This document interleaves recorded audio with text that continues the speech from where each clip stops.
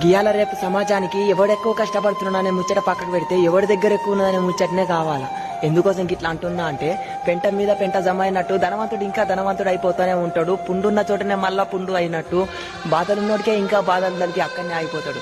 గంతేగాని వీనికేమో చేతగాక అని చెప్పేసి కాదు, గట్టిగా ఆలోచిస్తే వానికంటే ఎక్కువ తిప్పలు వీడే పడతాడు. కానీ కొన్ని పరిస్థితుల వల్ల కాలం కలిసి రాక దురదృష్టం వెంబడబడి వీడు ఇక్కడనే అయిపోతాడే తప్ప ఏదో చేతగాని ముచ్చటైతే కాదు. ఏదో చేసిన కష్టం అయితే ఎప్పుడు వృధా పోదు.